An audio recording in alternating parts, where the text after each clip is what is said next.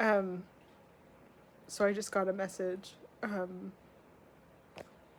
from one of the doctors that diagnoses people with this stuff, with the AAI, the Atlantoaxial Instability, and he, he gets some really severe cases like mine, and, it's another person that is at the point where choosing MAID is their only option, because not just that they don't want to suffer, but their bodies are breaking down in a way that it becomes end of life. And like, I just wonder how many people are out there like that, like us. And like, I held on for a lot of years, but the way my body was like losing its life supply, and I just think like, fuck. Like,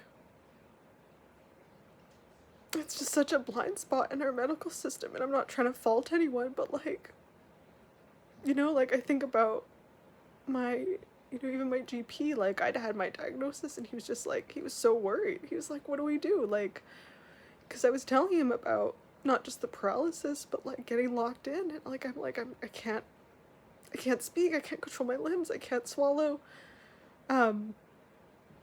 And, he was a kind man, and he just didn't know what to do to help me. And he's like, well, can you go to emergency? And what can you do? And I dialogued with him. Here's what my experiences have been, like, and I just think, like, I'm so lucky that I got an answer, because this illness, when it's really severe, like, it becomes end of life.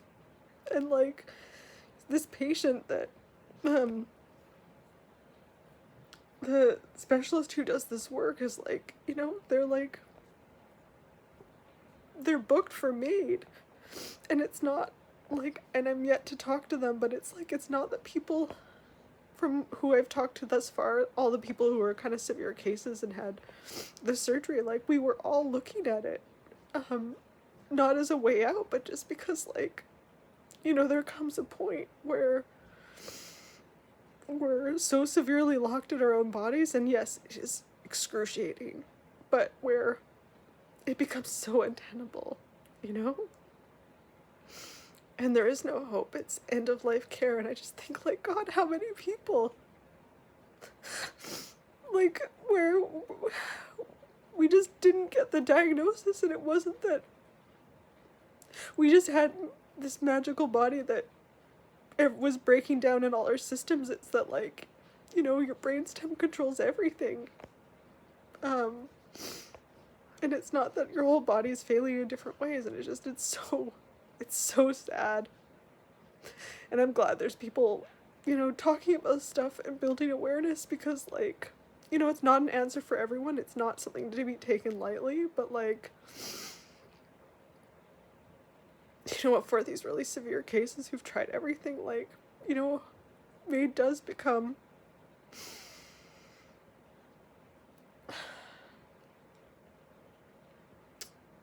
just that last piece at the very end.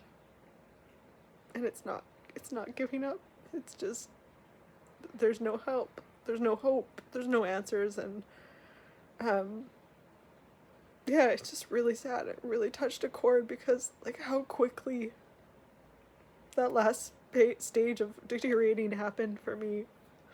It was pretty rapid for 6 months, but those last couple months, like, I didn't even know if I could get on a plane, and I didn't know if I could avoid those episodes where they wouldn't let me on that plane, like, if I started becoming non-responsive in the airport or at a connection flight or whatever, like, would they even let me go, And as I say it, I always feel like it sounds dramatic, but it's like, that's the reality. Like, it's like my body was leaving my soul, and I used to, like, feel like that, and I was like, I couldn't even let myself be afraid or emotional about it, because I was like, I can't tell people this because it sounds like I'm scared, and I'm not scared. It's just the reality of what's happening. And I just really hope more people can get these answers when it's the right answer, the appropriate answer, a scientific answer, because, like, you know, as hard as it is this early in my recovery, like, it's really hard, but I don't feel like I'm dying all the time. And I realize with the additional imaging and additional information, and the dislocation and stuff, like, yeah, like, it wasn't in my head. That's what was happening, and that's what would have happened. And, like, people deserve, like, the right answers.